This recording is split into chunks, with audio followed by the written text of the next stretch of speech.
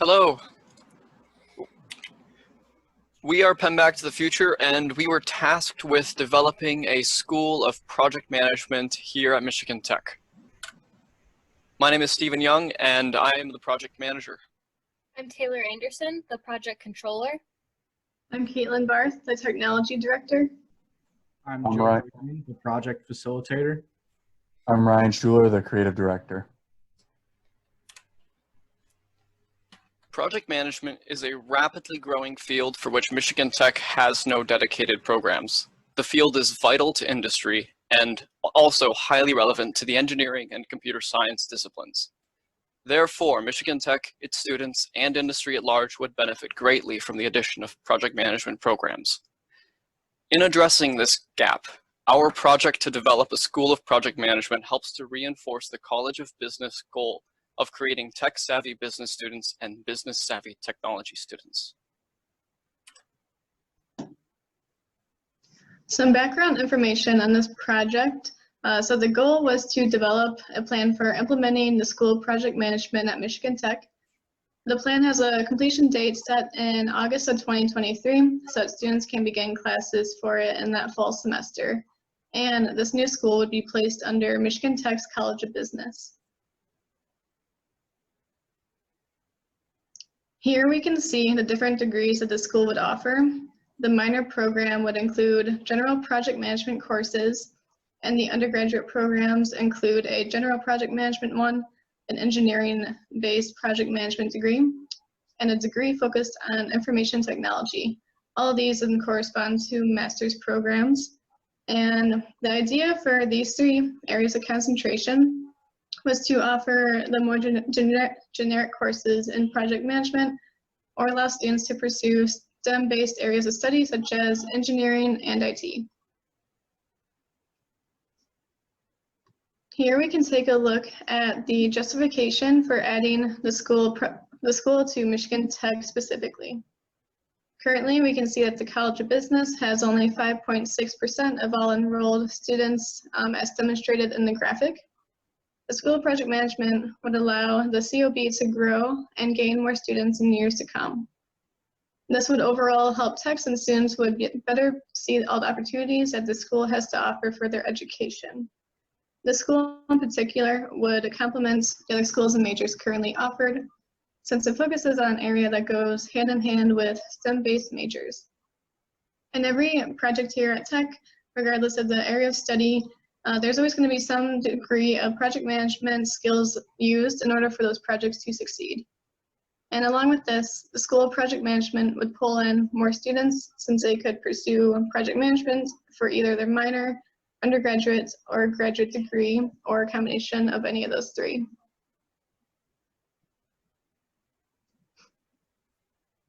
Now looking at the need for project management in industries overall, there's an increasing demand for candidates with strong project management skills in the workforce. From PMI's research, they estimate the creation of 2.2 million new project-oriented jobs each year around the world. And in order to meet those job demands, there's going to have to be more qualified candidates to fill those roles. Currently, there are 70 project management programs offered in North America at various universities. And of that, only 15 universities offer bachelor's degrees. From both of these statistics, we can see that there's a need in the industry to fill the expected jobs to be created, and Michigan Tech could help meet that demand overall. Our project team has identified these following key stakeholders that will be affected by the execution of this program. Structured from high interest and influence on the top in the larger, darker boxes to the lower interest and influence in the smaller, lighter ones.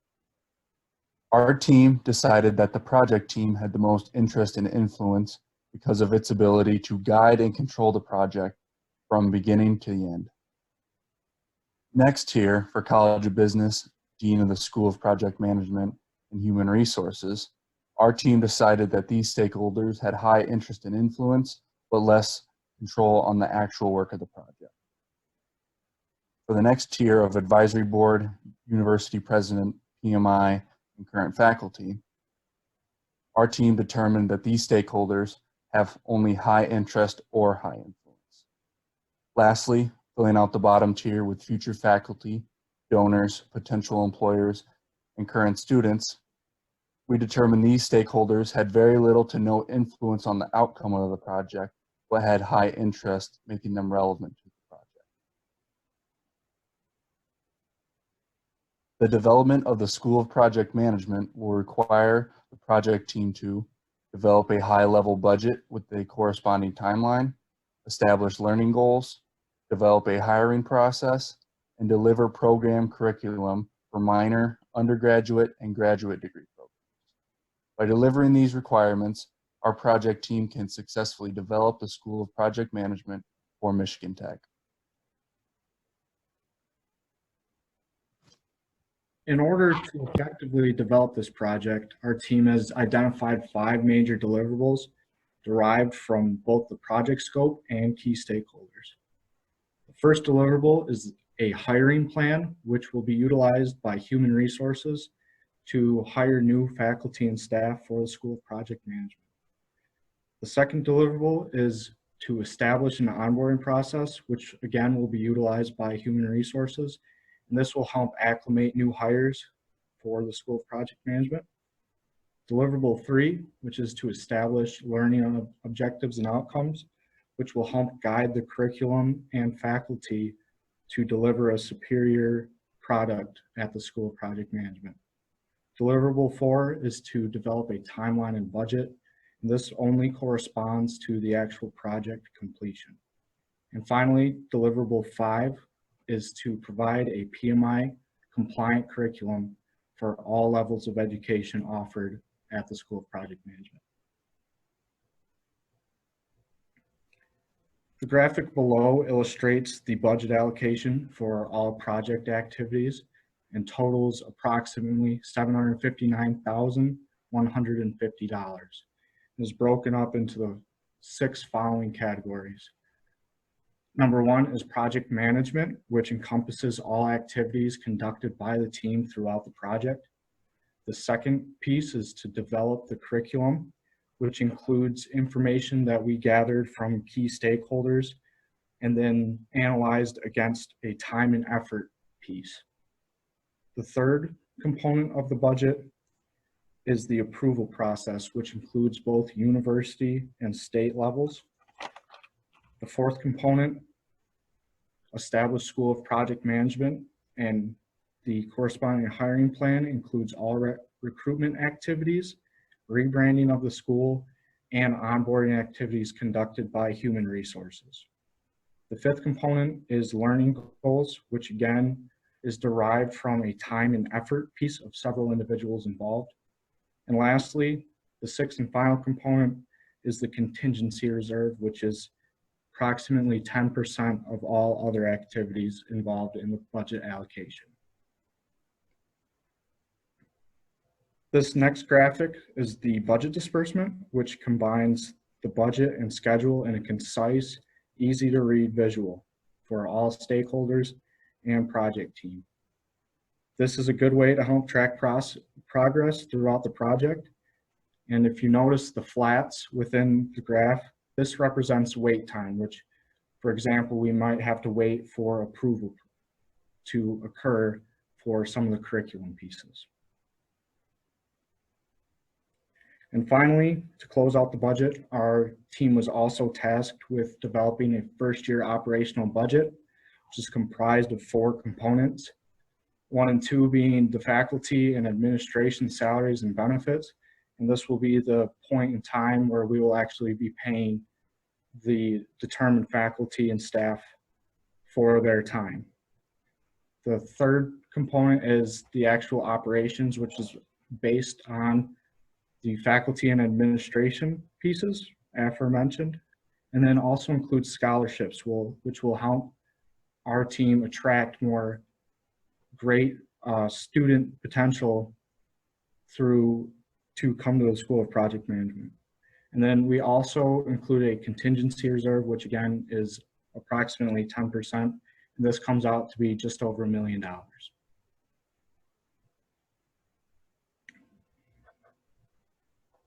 When developing this project, we have created a work breakdown structure containing tasks that need to be completed. You can see here our 5 main task groups, which include project management, develop curriculum, identify approval process, establish school project management and hiring plan, and learning goals. These are then broken down further into more tasks, and here it's shown broken down to 2 levels, but we have broken down some of these groups to as much as 4 levels. For the schedule overview, we've highlighted some of the project milestones that have been completed and will be completed in the future during our project. Tasks that have already been completed include the project charter, scope, and management plan, and tasks to be completed in the future include learning goals to be developed by the end of 2020, curriculum developed in 2021, approval of that curriculum completed in 2022, and the final steps of hiring, onboarding process, beginning of classes, and closeout activities will take place in 2023 and all be completed by September 22nd. You can also see an idea of the duration of each task group we have established, with project management spanning the entire project, learning goals discussed beginning in November of this year, followed by curriculum development, which then leads to the defining of faculty salaries and benefits before beginning the approval process. Once all approvals are complete, the school can be officially established and the rest of the hiring plan can be completed.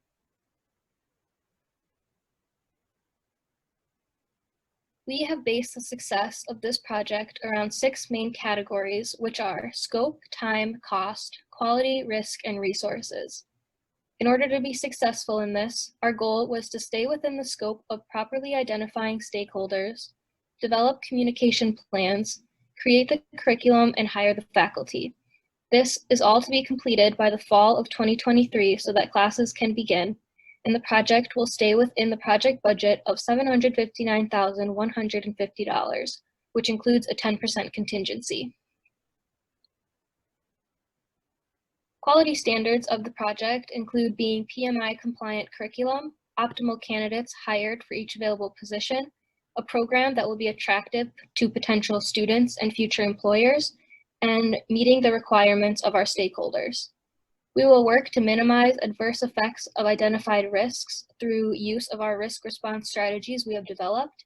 And finally, key resources we have spoken with to help with the project include Gabrielle Haskins, our project mentor, Roger Woods, our project champion, Dr. Bruce Seeley, former Dean of Arts and Sciences, Renee Hiller, Director of Human Resources, and Jean Camp, Associate Provost for Curriculum and Instruction. We'd like to thank you all for your time and open the floor for any of your questions, comments, or concerns.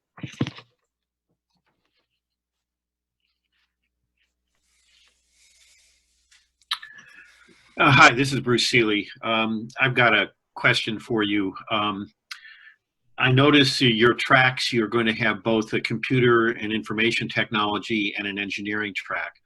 I'm assuming that you're assuming that you would have students from those domains then pursuing this program in some way, shape, or form. How would you reach those students? I noticed you didn't have any stakeholder connection to either computing or to engineering.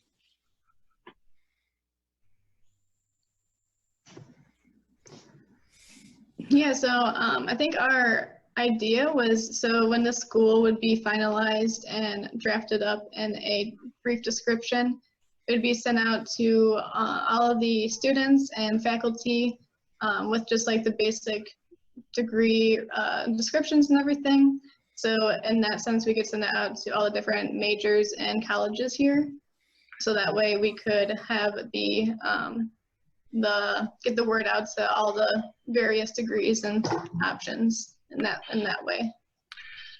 I was just wondering whether you were envisioning those students, or this would be a particular focus that business students would orient themselves toward an engineering way, or towards computing, or toward the general. And sounds like you were thinking that you would actually draw some students with a specific background in engineering or computing to come in. Yeah, so I guess it would go either way. We could either draw in new students from current programs, or draw in the prospective students coming into tech, having this advertisement out on for the prospective students coming in on their My Michigan Techs. Okay. I guess I was just assuming if that's the case, I think you would probably want the stakeholders identified a little more clearly, a little more early in order to try to get the word out effectively. Thank you. Thank you. I just have a question. When you developed your budget, whether it's setting up the school or the college and as well as the operational, did you have any thought as to what you're planning for in terms of enrollment or number of faculty and staff you'd have to staff for the school? So as far as enrollment, no, we did not have a specific number, but for faculty and staff, we did. So we decided to hire 4 faculty members, which would effectively be able to teach the curriculum. And then we would also be pulling from other programs such as the College of Business to help teach some of those crossover courses. And then we also decided to hire 3 supporting staff positions, which would help the faculty and help the students. Okay, thank you.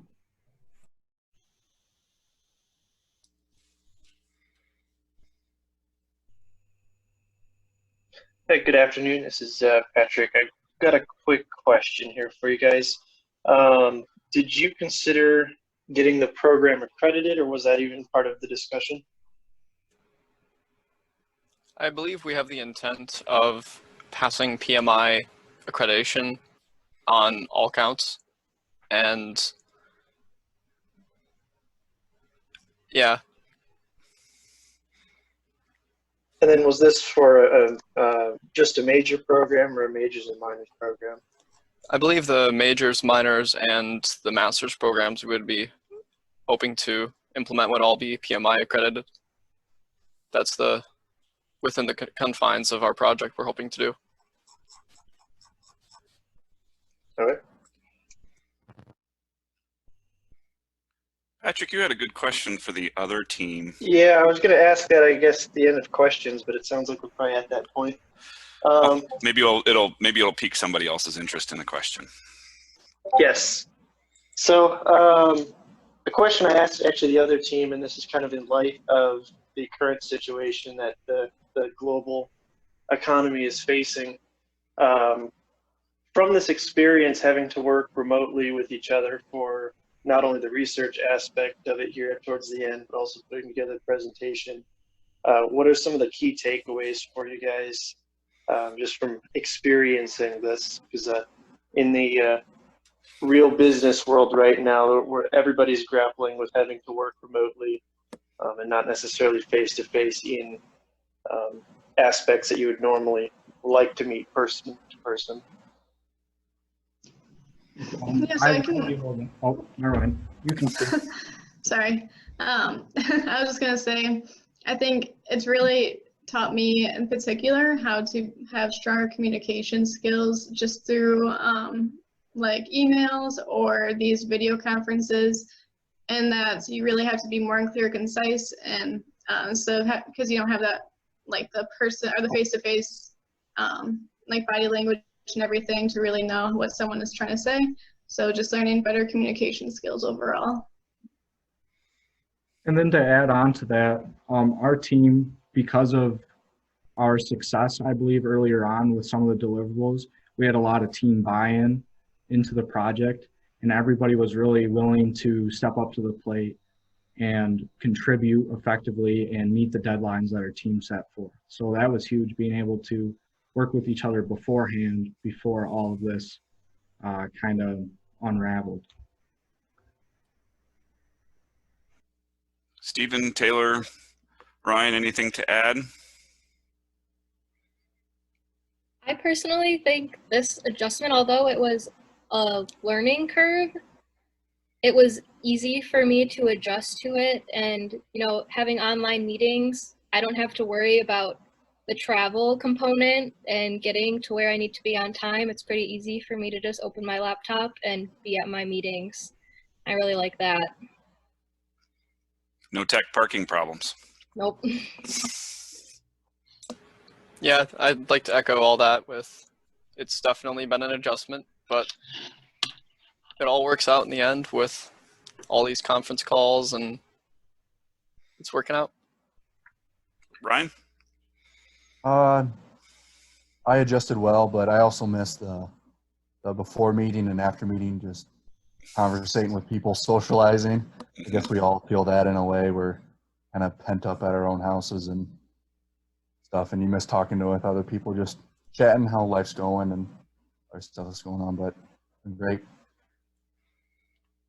I would concur on my end, and I said the same thing at the other meeting, is that I miss just sort of the general interaction before and after, and just sort of being continually part of what's going on in people's lives, and especially because I'm lucky enough to have a relationship with all the students in this class through multiple, in some cases many previous classes. It makes it a lot easier to continue that when we're face-to-face versus virtually. But Roger, before you lose the thread, if any of you did not see the skit that Saturday Night Live did on a business Zoom conference, you ought to go look at it. It was hysterically funny, probably because it seemed relatively accurate to some of my experience with meetings, both before and after all of this. yeah.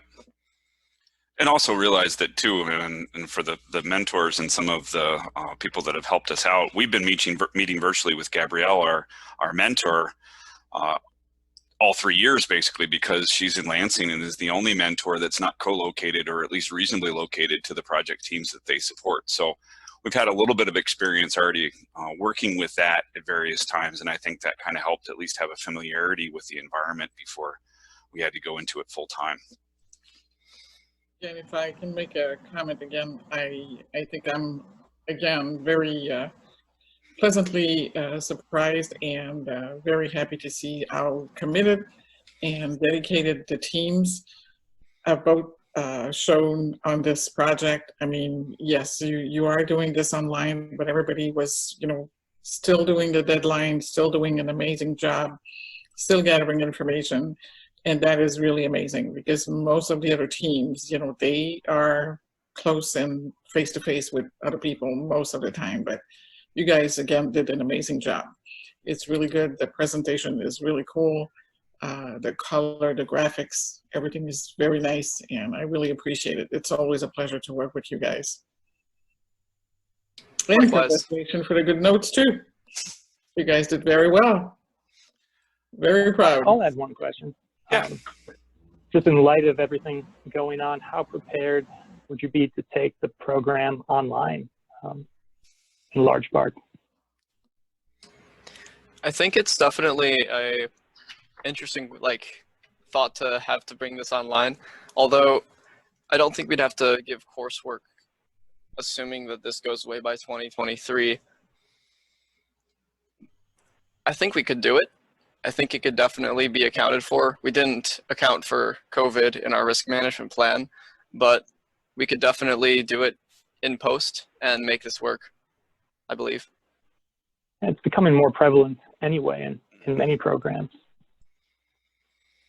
Yep, and actually, interestingly enough, and this came through from actually Dean is aware of this, that Ferris State is actually putting a proposal together to do an undergraduate degree in project management right now. A little surprised that they didn't do quite as well as our team, but that's because we're tech.